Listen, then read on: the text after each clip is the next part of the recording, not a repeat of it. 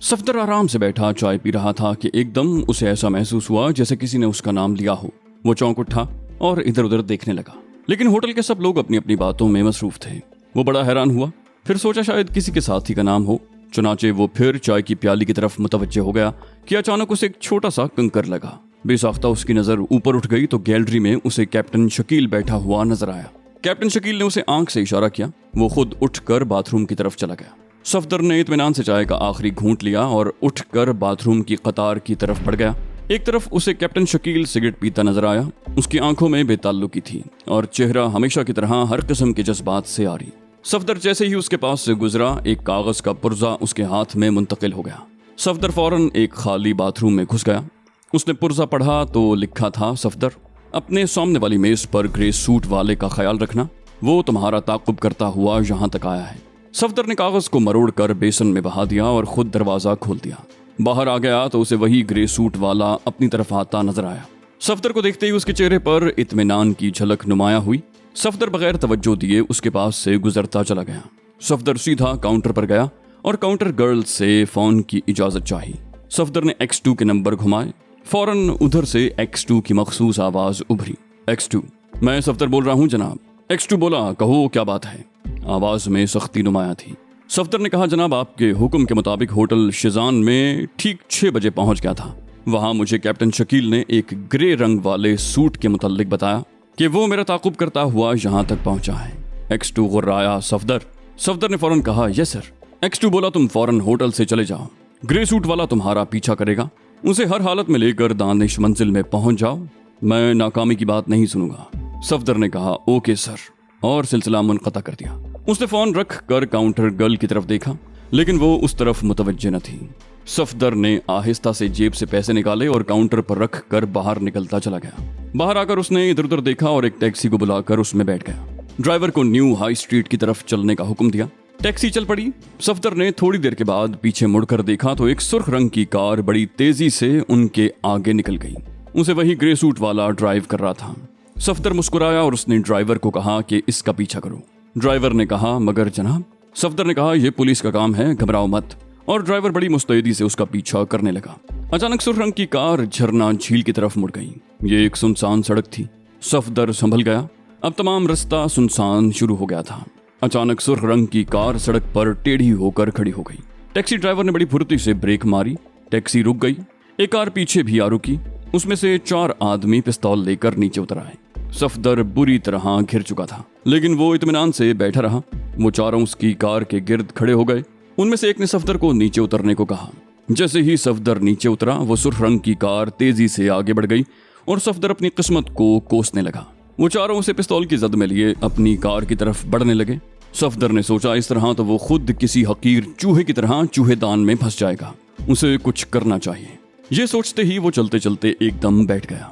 उससे बिल्कुल पीछे आने वाला उसके ऊपर से गिरता हुआ आगे जा पड़ा। सफदर को इतना मौका काफी था।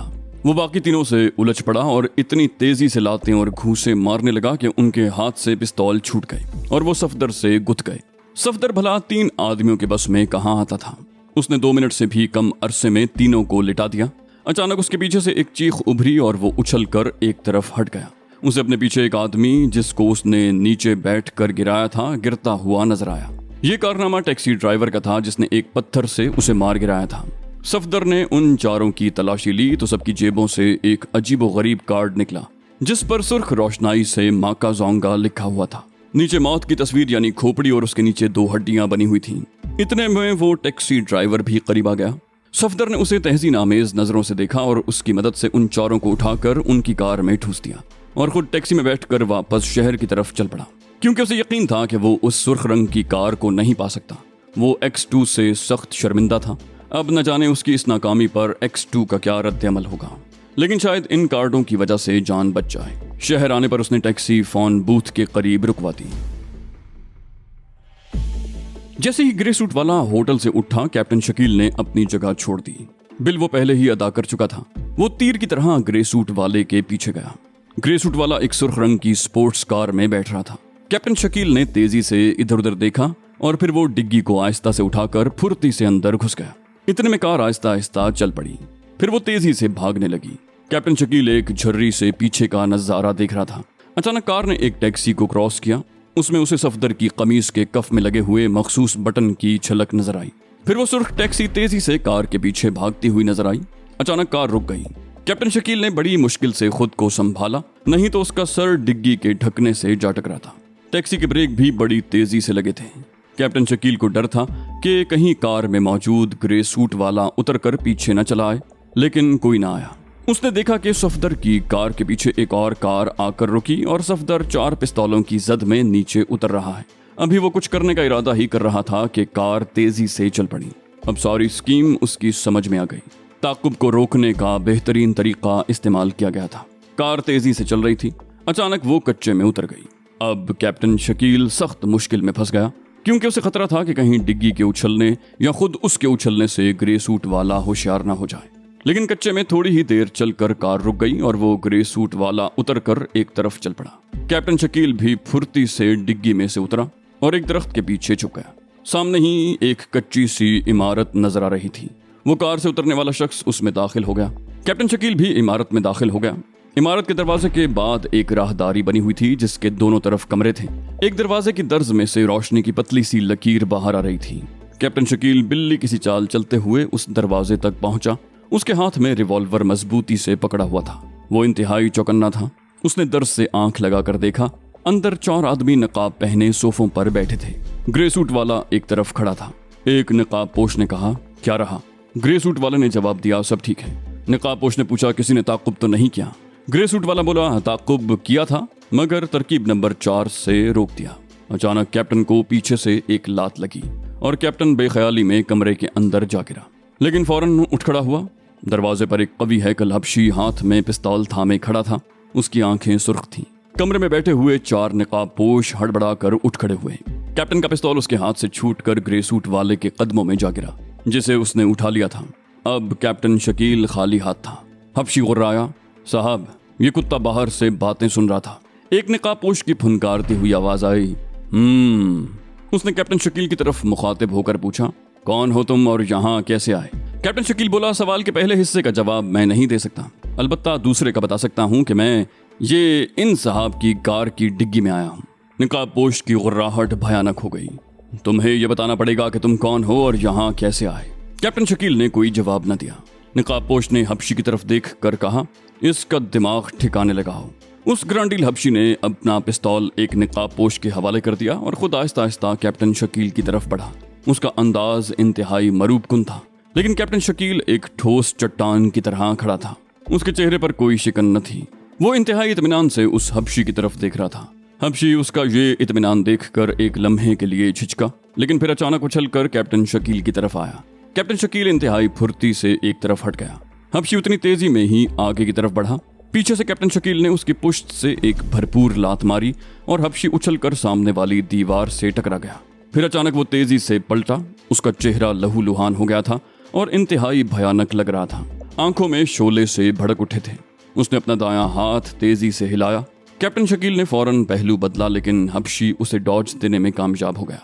उसने फौरन इंतहाई फुर्ती से और जोर से अपने बाएं हाथ से कैप्टन शकील के मुंह पर भरपूर घूंसा मार दिया। कैप्टन शकील लड़खड़ाता हुआ 3 कदम पीछे चला गया। अब कैप्टन शकील की आंखों में सुर्खी आ गई, लेकिन चेहरे पर वही इत्मीनान था। अचानक कैप्टन शकील अपनी जगह से उछला और उसके दोनों पैर तेजी से हबशी के सीने से टकराए। हबशी के मुंह से एक भयानक चीख निकली और वो जमीन पर गिर पड़ा। उसके मुंह और नाक से खून के फव्वारे उबल पड़े। कैप्टन शकील की जोरदार फ्लाइंग किक से उसकी पसलियां टूट गई थीं। वो चंद सेकंड के लिए तड़पा और ठंडा हो गया। चारों नकाबपोश एक लम्हे के लिए हैरान रह गए। कैप्टन शकील इंतहाई तेजी से घूमा और दूसरे लम्हे ग्रे सूट वाला उसके हाथों में था। वो दरवाजे की तरफ भागा। ग्रे सूट वाला उसके हाथों में एक बेबस परिंदे की तरह मचल रहा था। अचानक नकाबपोशों को होश आया। एक ने गोली चला दी, लेकिन बेसूद। गोली दरवाजे के सामने वाली दीवार से टकराई। कैप्टन शकील राहदारी के आखिरी सिरे तक दौड़ता गया, फिर अचानक पलटा और साथ वाले एक कमरे में घुस गया।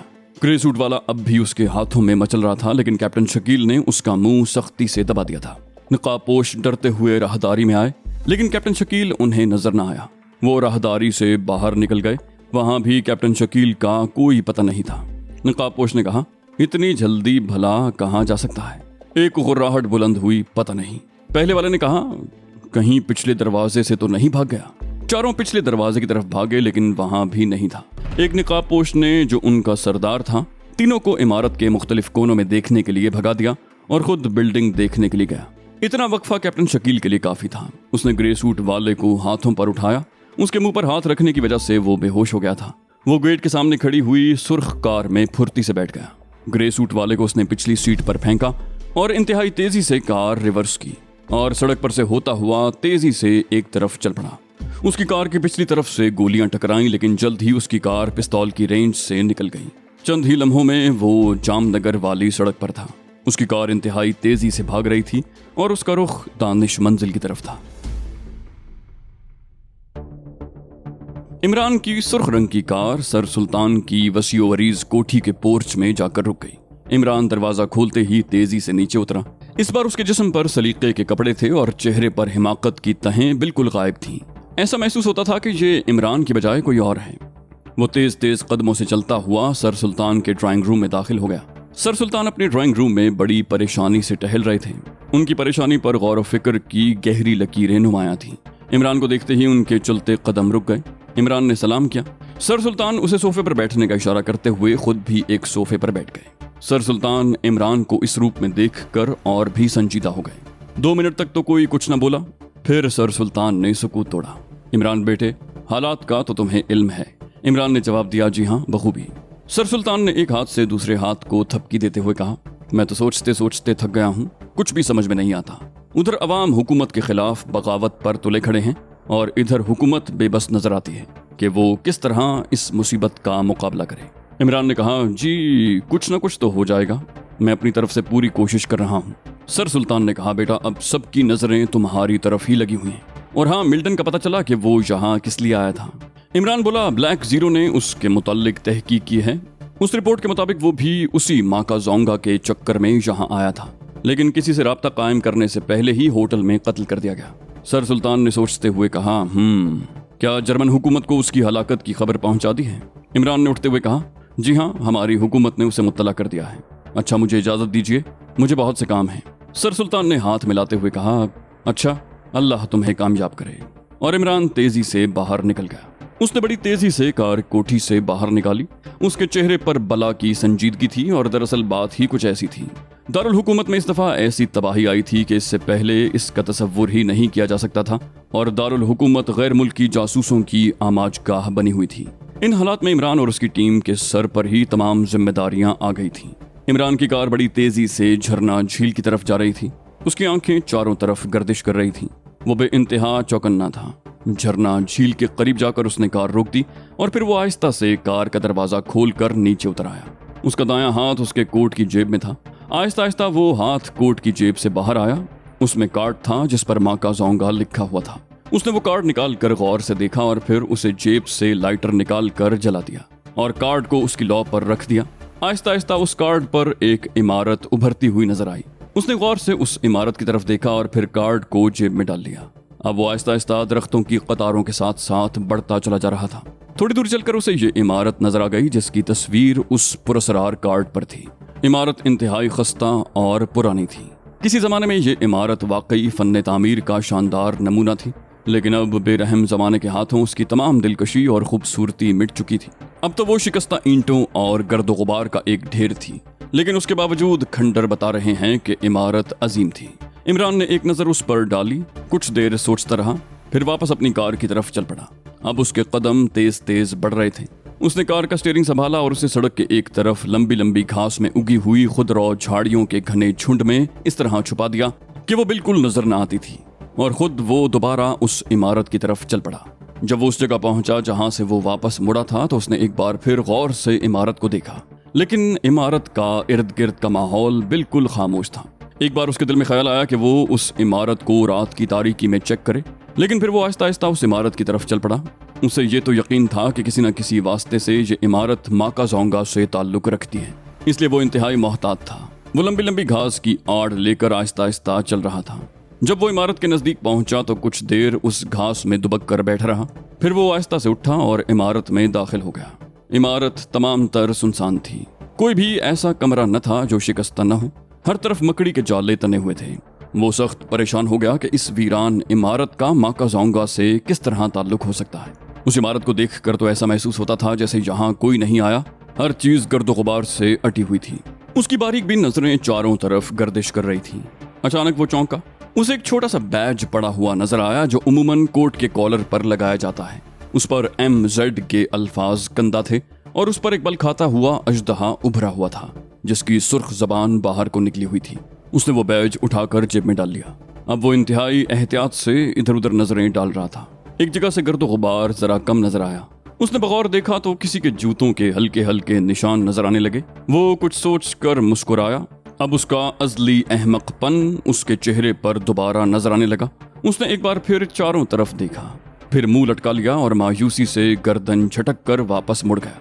वो आहिस्ता आहिस्ता चलता हुआ बाहर आया और फिर थोड़ी दूर चलकर एक ऊंचे दरख्त पर चढ़कर बैठ गया। अभी उसे बैठे थोड़ी ही देर हुई थी कि अचानक उस इमारत से 2 आदमी निकले। उनके हाथों में स्टेन गन्ने थी। उन्होंने चारों तरफ देखा और फिर किसी को न पाकर वापस चले गए। इमरान के चेहरे पर इत्मीनान फैल गया और वो वहां से उतरकर वापस कार की तरफ आया और थोड़ी ही देर के बाद उसकी कार शहर की तरफ दौड़ने लगी। अब उसके हाथ सुराख की एक कड़ी आ गई थी। उसे मालूम हो गया कि कम से कम ये उनका कोई अहम अड्डा है जिसमें यकीनन तहखानों का एक जाल बिछा हुआ होगा।